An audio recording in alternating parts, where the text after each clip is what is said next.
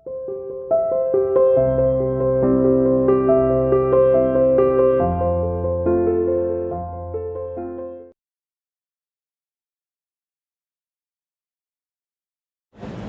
Students, welcome to CR international school online classes class 8 subject Hindi. आज हम अपनी हिंदी की क्लास में हमारी सप्लीमेंट्री का जो चैप्टर 4 चल रहा था उसके मैंने 46 से और 53 हाफ तक मैंने पेजेस पढ़ दिए हैं। आज 53 हाफ से लेकर 58 तक आज हम पढ़ेंगे। ठीक है बेटा, आप ये वीडियोस को ध्यान से देखते रहिए और अपनी पढ़ाई को सुचारू रूप से करते रहिए बेटा। जैसा कि आप सभी जानते हो अभी नोटबुक चेकिंग भी शुरू हो गई है, तो आप अपना रिटर्न वर्क साथ साथ करते रहें। बहुत सारे बच्चे जो है अपना रिटर्न वर्क नहीं कर रहे, आगे जो है बेटा बहुत ज्यादा प्रॉब्लम आने वाली है। स्कूल खुलते ही आपकी याद करने का काम जो है बहुत ज्यादा हो जाएगा, तो आप अपना कम से कम रिटर्न वर्क तो पूरा रखें ताकि आपको याद कर, जब आप अपने सिलेबस को याद करोगे तो आपको बीच में रिटर्न वर्क ना करना पड़े। ठीक है बेटा, चलिए अब हम इसकी रीडिंग लगाते हैं। ओके बेटा,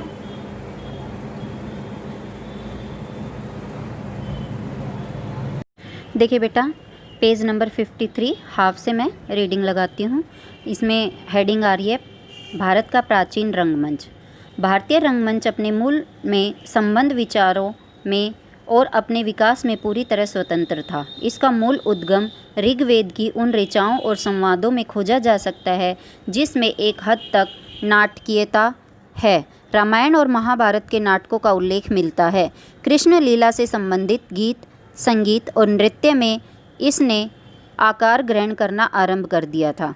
ईस्वी पूर्व 6वीं या 7वीं शताब्दी के महान व्याकरण पाणिनि ने कुछ नाट्य रूपों का उल्लेख किया है।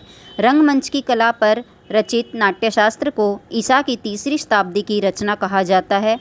ऐसे ग्रंथ की रचना तभी हो सकती थी जब नाट्य कला पूरी तरह से विकसित हो चुकी हो और नाटकों की सार्वजनिक प्रस्तुति आम बात हो। यह माना जाने लगा है कि नियमित रूप से लिखे गए संस्कृत नाटक ईस्वी पूर्व 3री शताब्दी तक पूरी तरह प्रतिष्ठित हो चुके थे। जो नाटक हमें मिले हैं उनमें पहले के ऐसे रचनाकारों और नाटकों का अक्सर हवाला दिया गया है जो अभी तक नहीं मिले हैं। ऐसे नाटककारों में एक भास था। इस शताब्दी के आरंभ में उसके 13 नाटकों का एक संग्रह खोज में मिला है। अब तक मिले संस्कृत नाटकों में प्राचीनतम नाटक अश्वघोष के हैं। वह ईस्वी सन के आरंभ के ठीक पहले या बाद में हुआ था।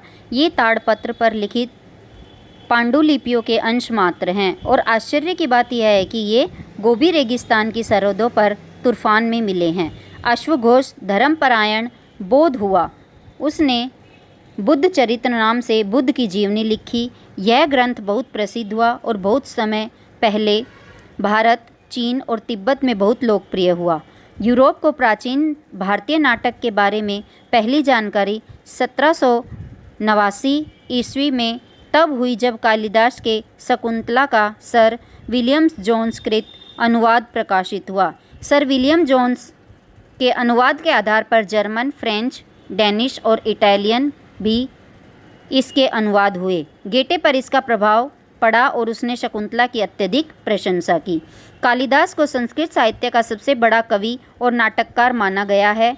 उसका समय अनिश्चित है, पर संभावना यही है कि वह 4वीं शताब्दी के अंत में गुप्त वंश के चंद्रगुप्त द्वितीय विक्रमादित्य के शासनकाल में उज्जैनी में था।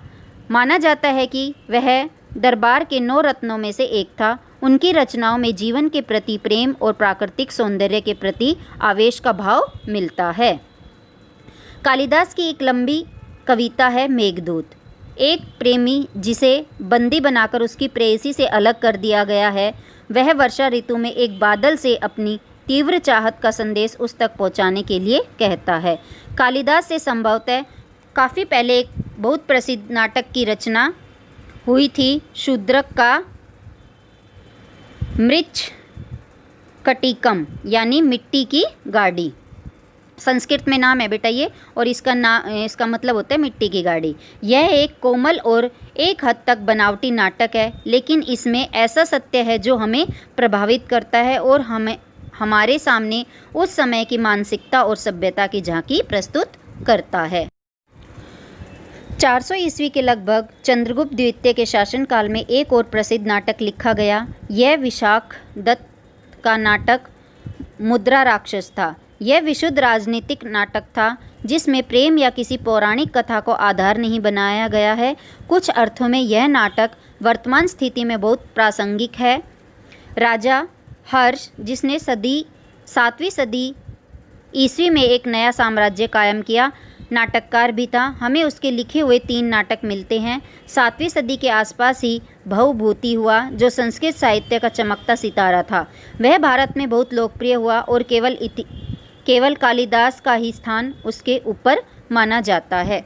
संस्कृत नाटकों की यह धारा सदियों तक बहती रही, लेकिन 19वीं शताब्दी के आरंभ में गुणात्मक दृष्टि से स्पष्ट रूप में उसमें ह्रास दिखाई देने लगा।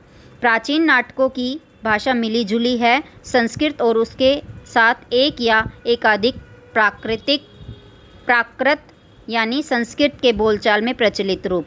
उसी नाटक में शिक्षित पात्र संस्कृत बोलते हैं और सामान्य अशिक्षित जन समुदाय, प्राय स्त्रियां, प्राकृत, हालांकि उनमें अनुवाद भी मिलते हैं।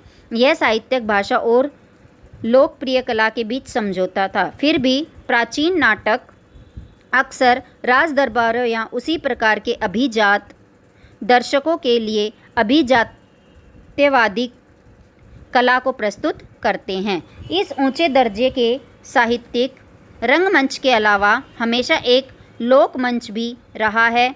इसका आधार भारतीय पुराकथाएं और महाकाव्यों से ली गई कथाएं होती थी। दर्शकों को इन विषयों की अच्छी तरह जानकारी रहती थी और इनका सरोकार नाटकीय तत्व से नहीं, अधिक प्रस्तुति पर रहता था। ये अलग अलग क्षेत्रों की बोलियों में रचे जाते थे, अतः उस क्षेत्र विशेष तक ही सीमित रहते थे। दूसरी ओर संस्कृत नाटकों का चलन पूरे भारत में था। उनकी भाषा पूरे भारत में शिक्षित समुदाय की भाषा थी। नेक्स्ट पेज है बेटा, इस पे एक हेडिंग है संस्कृत भाषा की जीवंतता और स्थायित्व। जीवंतता मतलब उसमें कितनी जान है, कितनी वो विख्यात है, कितनी लोग उसको मानते हैं, और स्थायित्वता मतलब स्थिरता, क्योंकि वो कितनी स्थिर है। ठीक है। संस्कृत अद्भुत रूप से समृद्ध भाषा है, अत्यंत विकसित और नाना प्रकार से अलंकृत मतलब सजी हुई। इसके बावजूद वह नियत और व्याकरण के उस ढांचे में सख्ती से जकड़ी है जिसका निर्माण 2600 वर्ष पहले पाणिनि ने किया था। इसका प्रसार हुआ, संपन्न हुई, भरी पूरी और अलंकृत हुई। इसने अपने मूल रूप को नहीं छोड़ा। संस्कृत साहित्य के पतन के काल में भाषा ने अपनी कुछ शक्ति और शैली की सादगी खो दी।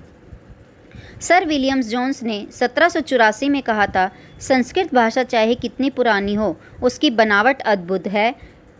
यूनानी भाषा के मुकाबले यह अधिक पूर्ण है, लातिनी के मुकाबले अधिक उत्कृष्ट है और दोनों के मुकाबले अधिक परिष्कृत है। बेटा किसके अकॉर्डिंग क्या है, ये आपको ये लाइनें अच्छे से याद करनी है। इसमें क्या बताया है कि यूनानी भाषा के मुकाबले अधिक पूर्ण है, पूर्ण मतलब पूरी है, और लातिनी भाषा के मुकाबले अधिक उत्कृष्ट है, और इन दोनों के मुकाबले अधिक परिष्कृत है। ठीक है, पर दोनों के साथ वह इतनी अधिक मिलती जुलती है कि यह संयोग आकस्मिक नहीं हो सकता। यह साफ पहचाना जा सकता है कि इन सभी भाषाओं का स्रोत एक ही है, जो शायद अब मौजूद नहीं रहा है। संस्कृत आधुनिक भारतीय भाषाओं की जननी है। उनका अधिकांश शब्दकोश और अभिव्यक्ति का ढंग संस्कृत की देन है। संस्कृत काव्य और दर्शन के बहुत से सार्थक और महत्वपूर्ण शब्द, जिसका विदेशी भाषाओं में अनुवाद नहीं किया जा सकता, आज भी हमारी लोक प्रचलित भाषाओं में जीवित है। अगली हेडिंग आती है बेटा, दक्षिण पूर्व एशिया में भारतीय उपनिवेश और संस्कृति। रविंद्रनाथ ठाकुर ने लिखा था, मेरे देश को जानने के लिए उस युग की यात्रा करनी होगी जब भारत ने अपनी आत्मा को पहचानकर अपनी भौतिक सीमाओं का अतिक्रमण किया। हमें केवल बीते हुए समय में जाने की ज़रूरत नहीं है, बल्कि तन से तो नहीं, मन से एशिया के विभिन्न देशों की यात्रा करने की ज़रूरत है। जहां भारत ने अनेक रूपों में अपना विस्तार किया। इसमें क्या कह रहे हैं कि आप भारत के एशियाई देशों की अगर यात्रा करना चाहते हो तो सिर्फ ये मत करो कि आप वहाँ पर फिजिकली चले जाओ, मतलब आपका शरीर चला जाए और मन ना चला जाए। मतलब यहाँ पर कहने का मतलब यही है कि वहाँ पर जाकर अच्छी तरह वहाँ की जो पुरानी बातें हैं, जो पुरानी जानकारियाँ हैं, वो एकत्रित करने की ज़रूरत है। ठीक है बेटा। नेक्स्ट देखिए बेटा, पिछली चौथी शताब्दी के दौरान दक्षिणी पूर्वी एशिया के इस दूर तक फैले क्षेत्र के इतिहास पर बहुत प्रकाश डाला गया है। इसे कभी कभी बृहत्तर भारत कहा गया है, लेकिन अब भी बहुत सी कड़ियाँ नहीं मिलती, बहुत से अंतर्विरोध भी हैं, किंतु सामान्य रूप से सामग्री की कोई कमी नहीं है। भारतीय पुस्तकों के हवाले मिलते हैं, अरब यात्रियों के लिखे हुए वृत्तांत है, और इन सबसे अधिक महत्वपूर्ण है चीन से प्राप्त ऐतिहासिक विवरण। इसके अलावा बहुत से पुराने शिलालेख और ताम्रपत्र है। जावा और बाली में भारतीय स्रोतों के आधारित समृद्ध साहित्य हैं, जिसमें अक्सर भारतीय महाकाव्यों और पुराकथाओं का भावानुवाद किया गया है। यूनानी और लातिनी स्रोतों में भी कुछ सूचनाएं मिली है, लेकिन इन सबसे बढ़कर प्राचीन इमारतों के विशाल खंडर है, विशेषकर अंगकोर और बोरोबुदुर में। ईसा की पहली शताब्दी से लगभग 900 ईस्वी तक उपनिवेशीकरण की 4 प्रमुख लहरें दिखाई पड़ती है। इनके बीच बीच में पूर्व की ओर जाने वाले लोगों का सिलसिला अवश्य रहा होगा। इन साहसिक अभियानों की सबसे विशिष्ट बात यह थी कि इनका आयोजन स्पष्टतः राज्य द्वारा किया जाता था।